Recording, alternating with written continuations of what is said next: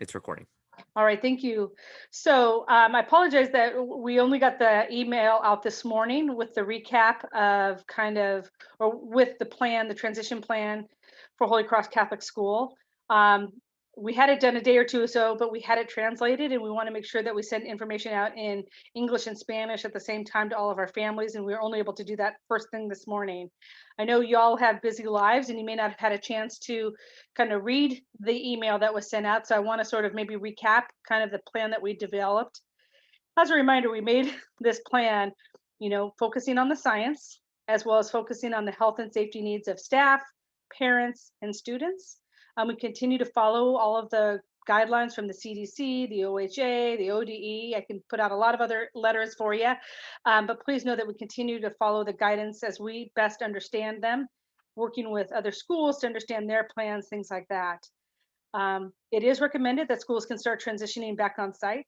The most recent numbers, the 2-week numbers from the state of Oregon, continues to show the positivity rate and the positive COVID numbers continue to decrease, which is fantastic. But we are still in an area of transition and wanting to make sure we do this carefully. So the plan is that on February 22nd, grades 1 through 3 will begin a transition on site. Why transition? Well, again, the recommendations are it's better to deal with smaller groups of students while you teach protocols, build stamina, kind of taking care of social emotional needs. And we limited it at this point. There will be a Monday, Tuesday cohort and a Wednesday, Thursday cohort. These cohorts will be on site from 8 a.m. till 12 p.m. Again, in talking with my teachers, we felt it was better to keep it smaller groups, one for health and safety, following the protocols of social distancing, teaching all of these protocols. The Wednesday, Thursday group are going to be students that are in our on-site daycare. Just so you know, that was one of the kind of decisions about how we built those cohorts, because we want to limit exposure to other students and things like that. We also, in creating cohorts, wanted to take care of sibling groups as best as we can, so families did not have to come in on different days. And so the Wednesday, Thursday cohort is going to be the daycare students with others filling it out. And again, 8 a.m. to 12 p.m. I think I've already shared the purpose was to, again, start slow. They haven't been on school grounds for almost a year. And the teachers as well, we want to make sure that we build community, teach the health and safety protocols that have so far been successful for us to keep students on site, build stamina. What does it mean to be back at school? As well as, again, address the social emotional needs. The teachers in grades 1 through 3 have committed to live instruction 5 days a week.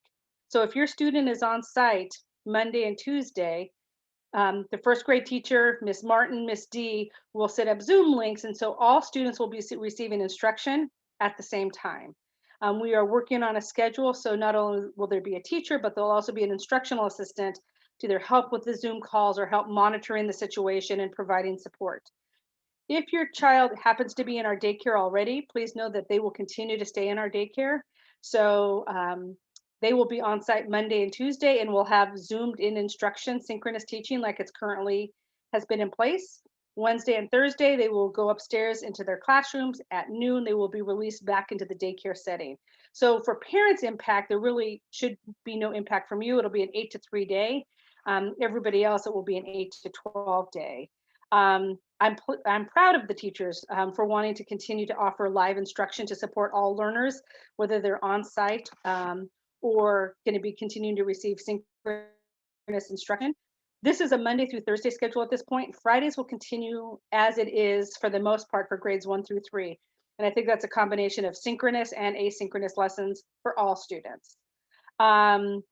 Just a couple other changes. If your students are on site, we're asking that they will be in uniform. I will say we've been a little laxer. We've been trying to be supportive of that. So, please start looking for some uniform clothes for your students, or talk to Miss Debbie and we could set some aside for you as well. But I think it's important to keep as much consistency and stability of our expectations as possible. And I guess the big question is, well, half days for how long? 2 days a week for how long? That's a difficult to say. I'm excited for the first week of school of welcoming students back. And I know our teachers are as well. But I guess success is going to be defined as hopefully no COVID outbreaks at our school, as well as hearing from the teachers about how they feel the social emotional learning needs, how the students are learning the health and safety protocols, things like that. If all things are going well, and this decision, please know, has not been made, and Mrs. Louie is on our reopening team as well. The decision may be made to combine cohorts. For example, all of the first grade will now come on for half days versus lengthening the day. One of the reasons for that is our next goal is to bring our fourth and fifth graders on site. Tentative date at this point would be March 8th.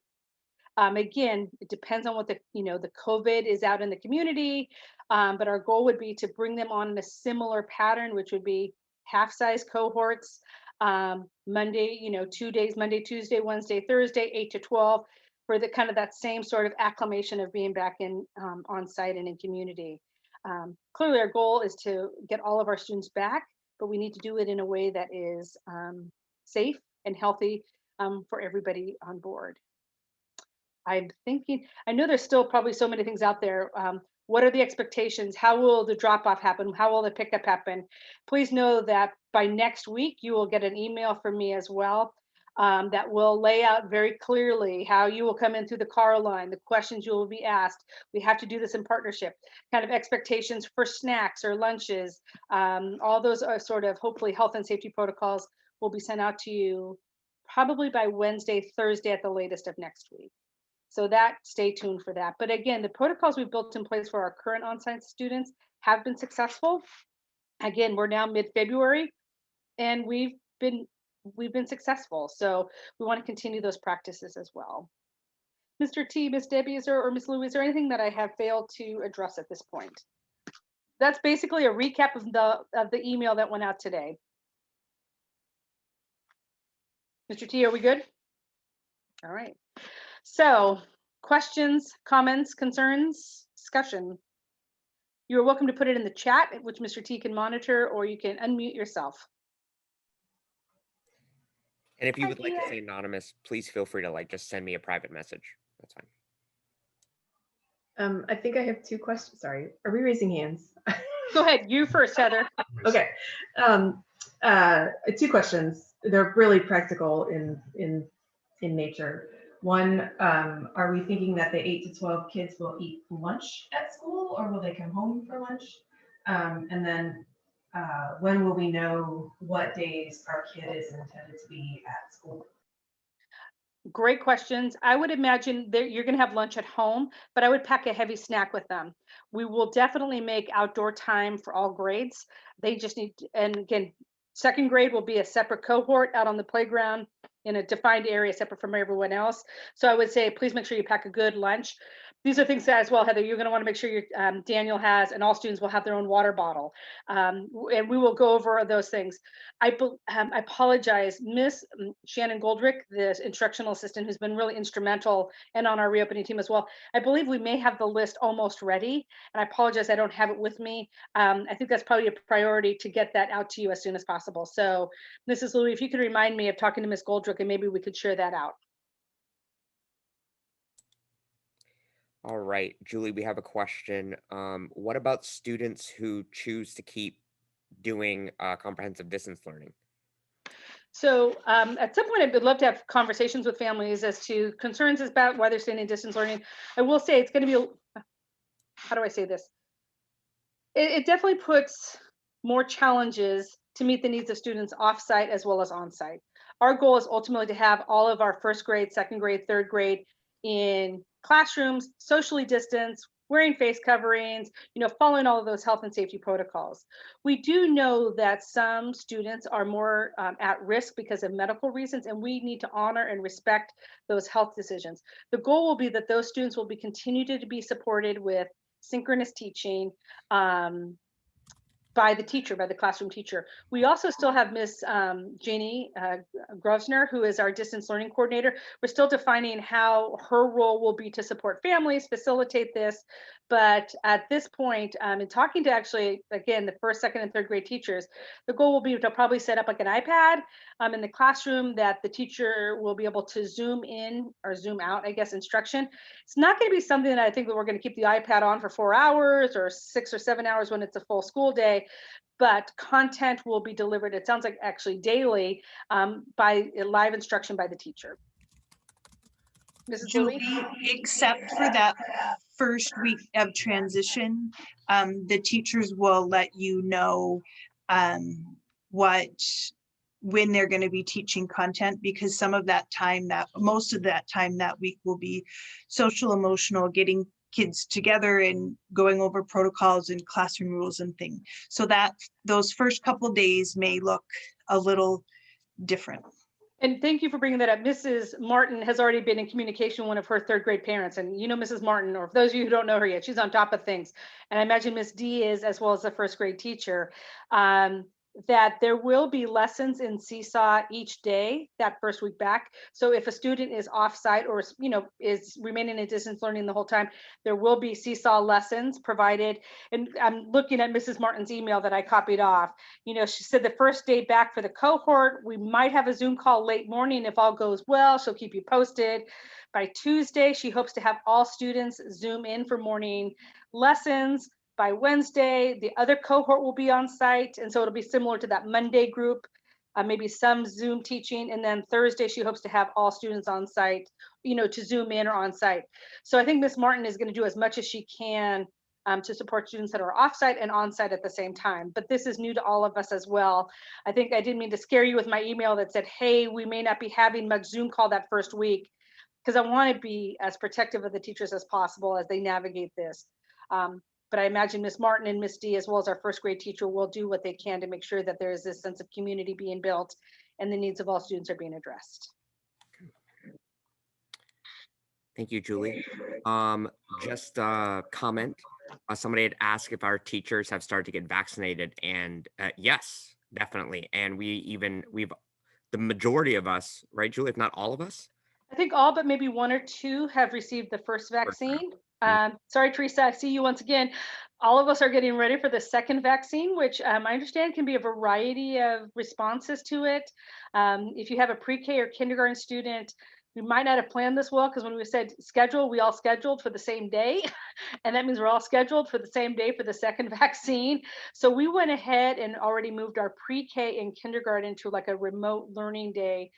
Not that this impacts many of you, just to be prepared, because we have, to be honest, there's no substitute teachers available, or very, very few. And we have to be able to staff, especially pre-K and K. It's, I just don't want to put a warm body in there, or my warm dead body, because I'm also getting the second vaccine and we'll see how I feel.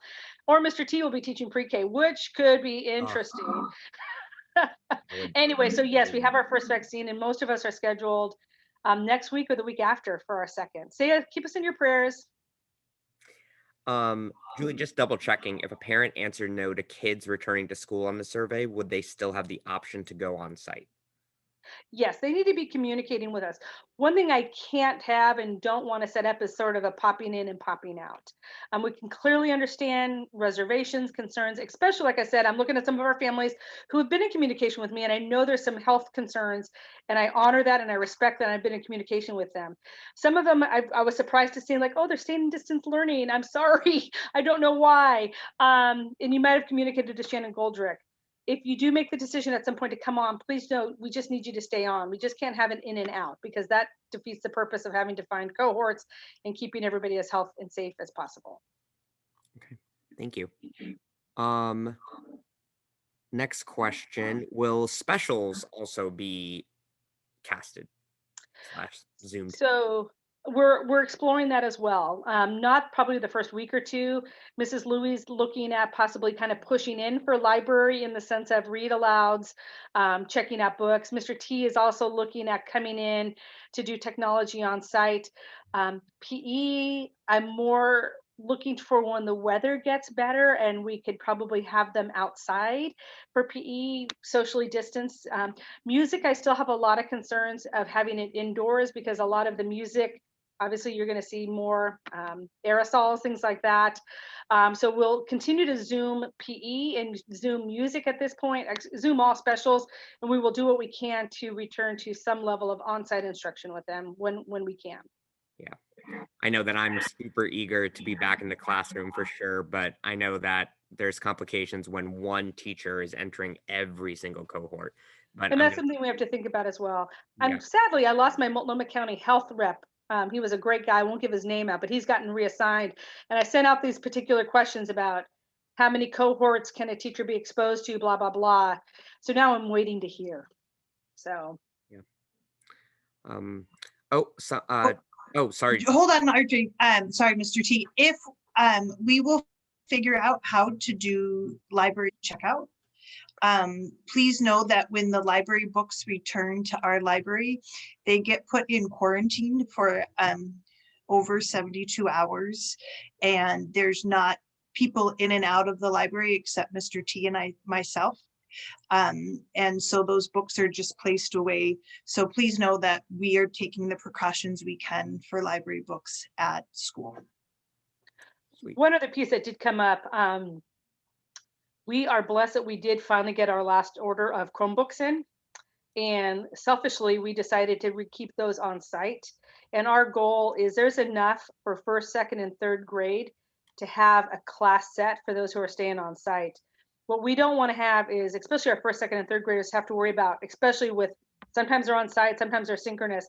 So the goal is they will not have to transport a Chromebook back and forth, things like that. They will have a Chromebook on site that will definitely be sanitized nightly in between groups. So be assured of that. So when it gets to fourth and fifth graders, we're hoping that the reopening team will discuss this more, that they might be responsible for having to transport their device, and we may allow families to bring in their own devices, things like that. We're still kind of navigating that component because we're not a one-to-one school. We don't have a device for every student. So I'm happy that at this point we have enough for first, second, and third to have a device stay at school, because I'm sure there's still going to be some screen time where they might be doing different things or zooming in with their classmates who are offsite, things like that. So Nice. Will classes be outside at different times, and will the playground be cleaned between uses? what's interesting is we actually purchased the material and this big old pack that Mr. Tim would go out and clean the play structure. That's actually been removed as one of the requirements from the Ready School Safe Learners Plan, that it's not required to clean it with bleach between uses. That being said, we will continue to schedule times on the play structure so it is a grade level at the time. So again, what I would see is that we could probably have 2 for sure, maybe 3 classes out on the playground at the same time, but they will be very defined spaces. So one will be on the play structure, one will be maybe over by the kickball field, and a third will be by basketball. We will definitely have defined areas so they can be outside. So we're still navigating that piece. That being said, we still clean the play structure every day, but I don't know, and I apologize, I'd have to check with Mr. Tim as to whether or not we actually clean it between uses, because that has been removed as one of the requirements. Not that that's our bar always, but we want to make sure that we are following what the science says, and it doesn't appear that that needs to be continued. Great. We have a question from a parent who has a kid in daycare. Maybe maybe I misheard, but with daycare students, what are they going to do on the days that they aren't, are they going to be mixed in with their cohort to come in on Mondays and Tuesdays? Or are they going to stay in daycare permanently? How is that going to work? Well, until I would like to say, let me just pick the first grade class because that's our largest on-site daycare. I think there's 8 or 9 students in the daycare. Those students will remain in a cohort when they go for on-site instruction. There might be 1 or 2 students that are added to that in order to fit everybody on, because it's about half the class. Until that cohorts come together, they still remain separate cohorts. So that will be difficult, that we will have students that might be their friends that they haven't had a chance to see, but we need to keep our cohorts separate, at least while we go through these protocols, until we have an opportunity to bring them together. If that, I think I answered that, hopefully. So when they're in daycare, they're in daycare. When they're on site, they're in the on-site room. Got it. Okay, great. What are cleaning protocols going to be like, Julie? So everybody will be asked a series of questions as they drop off. The biggest thing is, please do not send your child to school if they're feeling sick. Sometimes we know that's happened in the past, like, oh, they're just going to be okay. This time it really has to make sure that they stay healthy and no exposure to COVID. When they come in, they will have a temperature check, they will hand sanitize, and they will be wearing a face covering. Please know we run the ventilation more regularly in the building. So it actually might be a little cooler in the building than normal. So, sweatshirts, and I wouldn't even say coats, but until the students warm it up, it's a little bit cooler in the building. And then there's social distancing. There is hand sanitizer and Clorox wipes everywhere. Again, the studies have shown that COVID is not necessarily passed through surfaces, but we're still very conscious of wanting to make sure we keep all of our surfaces clean. So bleach spray is kind of readily available for teachers' use. Any devices that are shared, such as, let's say for grades 1 through 3, the Chromebooks, those will be cleaned between uses. Students will have each of their own supplies, and that will be coming out next week as well with all the other protocols. Like, we don't expect all of the supplies, but they should have, a pencil box with crayons. And, when the team and I met, we said, let's keep it simple for parents. We don't want a huge expense. So what do you really need? So again, there's no really sharing of supplies in that sense. We're scheduling bathroom usages. We're scheduling playground usages.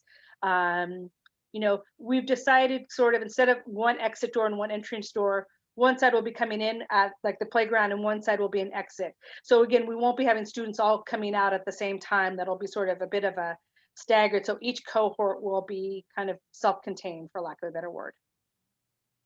All right. Hopefully I answered it all. Sorry, let me go check. If how are Chromebooks, like checked out Chromebooks, going to work, Julie? Maybe that's a question for myself, but what has the reopening team decided? I don't think we've made a decision. Our assumption is, I think that if your child still has a Chromebook checked out, they will keep it checked out because they probably need it, obviously, for when they're off site.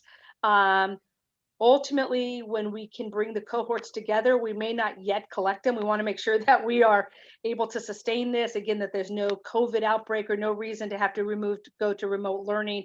So we'll sort of monitor that still. So I would say if your child has a Chromebook checked out, please take care of it still. We want it back eventually, but we haven't decided when that will be. Wonderful. Carolyn, I see your hand raised. Oh, sorry, Carolyn.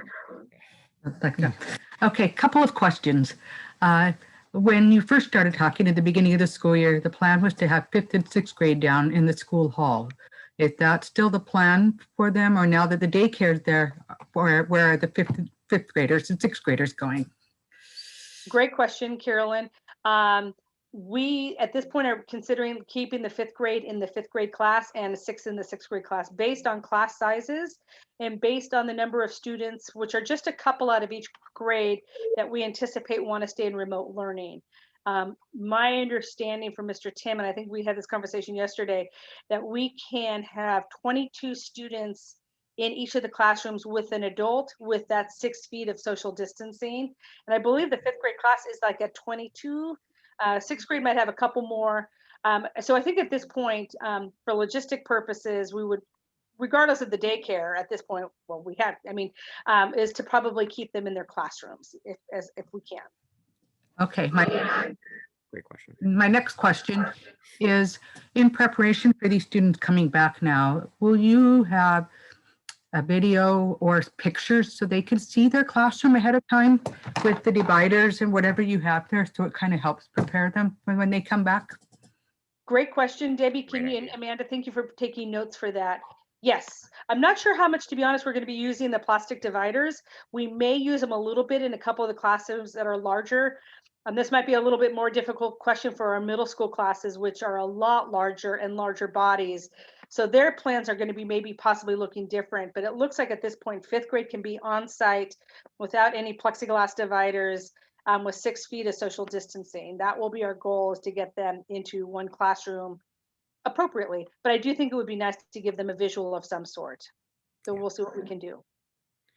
Yeah, for our big kids, we might need those plastic dividers just to keep them separated, because they're going to be so stoked to see their friends. They're going to want to like hang out with them too much. Francis Roshan just wanted to point out that Vincent and Ambrose are doing CYO cross country, which is a great opportunity for them to get some extra activity and time with kids their age. That's really cool. Did not know that that was available. Nice. And it's outside. Yeah, perfect. Nailed it. And then a question from Lindsay saying, if school started at 8 a.m., what time will we need to start arriving to get them in class on time so that you can go through all the entry protocol, temperature checks, etc.? So it's been a bit of a flex window, Lindsay. Let's just say we don't have an 8 o'clock tardy bell right now. So I would say we've been probably as early as 7:45. Tim and I are out there. Tim is out there before me. 7:50 is generally, but we started about 7:45 and we go as late till 8:10, 8:15.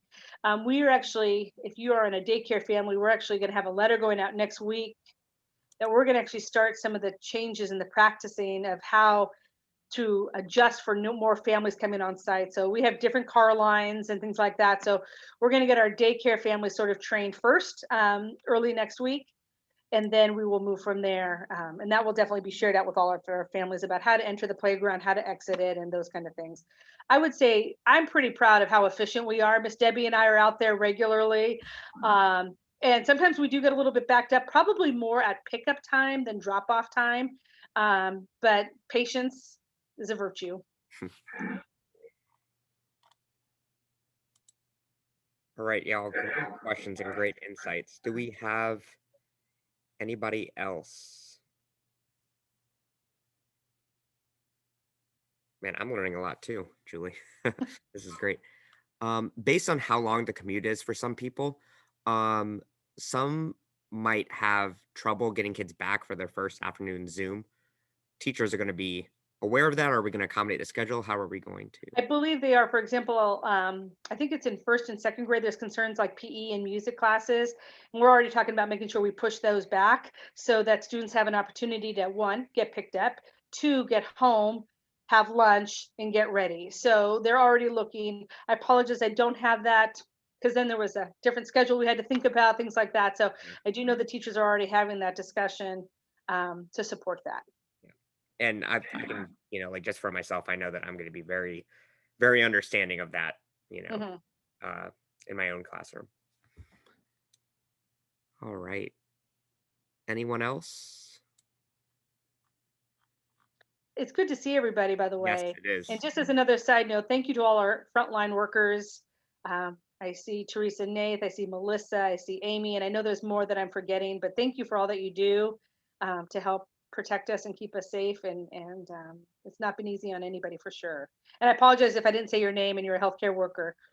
I get a little bit of stage fright, believe it or not. So thank you. Brittany had pointed out in the chat. And Brittany. Yeah, there you go. Yeah, healthcare. There's one. What about Shoshana. Yep, there you go. Since kids are going to be wearing masks, and students may need just kind of like some visual reminders about who's who. Are kids going to be able to have their pictures on them, or are we going to maybe try to take some like class pictures to make like a little, maybe like a little poster or something? I don't know. Great. Oh. Mrs. Louie, if you'd make a note of that for our reopening team. Yeah, I can't recognize kids when they have a hoodie on and the face covering on. So I think that's one of the reasons for the first week back of building that community. And please know that if your child is remaining in distance learning, we want to keep them as part of that community as well. So I know these teachers are going to be very intentional to making sure that everyone feels a part. So I think that's, again, one of the reasons we want, I don't want to say a flex week, because these teachers are going to start with academics as much as they can, but also really making sure that they are welcomed and they know that they are loved. And you'd be surprised at how quickly you get used to recognizing them just from their eyes above their mask. Yeah. It went a lot quicker than I thought it would. I still don't recognize anybody, but that's me in my old age. Let's just be honest. So. I think Team Nate, do you have a question? Well, yeah.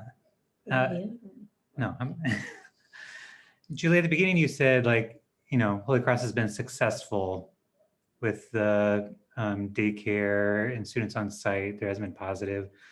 I also want to say, based on the science, that if there is a community positive, COVID positive, that if we're doing precautions in the school with everything that you're planning, that the likelihood is that that's positive is not going to be from the school. Mm-hmm. And so I just want to name that for everybody, that it doesn't mean that there's not still COVID and that we're not at a high risk level as a county, but that you know, just if there is a positive doesn't mean that we're being unsuccessful as a school community. So I appreciate you saying that because I almost want to put successful in quotation marks because we did have one outbreak in kindergarten in October, and that didn't mean we weren't successful, but you're right. That's why it's a priority for all of us to have our students back on site. We still have to be diligent. Please avoid large social gatherings. It's tough, but we can't have those family reunions. I haven't been able to see my sister still on the coast. I may be able to do soon with the vaccination, and I'm sorry to rub that in for y'all. But we have to continue to make decisions where we put the greater good over our frustrations and being tired of COVID. Because again, we will be helping one another, just not our own families. So thank you for that reminder of defining what does success mean, and it is still a real risk out there. So thank you very much, Andy. Well, it's good to see everybody. Please know if you have any questions, complaints, email me, call me, and we can talk them through. But I really appreciate your partnership and support. Thank you all. Take care, everybody. Thank you. Bye. Thank you. Mr. T, there was just one last question. I missed that. Yeah, from Melissa. Is there going to be a requirement for students to move to distance learning if they travel out of state? That's a great question, Melissa. And I asked my Multnomah County health official if that was still the protocol, and he's no longer my health official. So stay tuned. I guess I would ask families just to make good choices and good decisions. For example, I could go to, a big old party rave down the street and be more at risk than I am going to, visit family and following all protocols. So sorry, you asked a tough question and I don't have an answer, Melissa. If you have one, let me know. But I would just say we have to make good choices. So if you do go out of town, please make sure you go out of town safely, and follow all protocols. But I am trying to follow up with that question. All right. And half of them missed it, but that's okay. Thank you, everybody. It's good to see you. All right. Staff, if you would remain on site. Absolutely. Hi, everybody. Hello, y'all. Thank you. You're welcome. Thank you. Brittany, you needed me for a little bit? Yeah, just for a really quick Oh, I'm second. sorry. Pause the I had recording.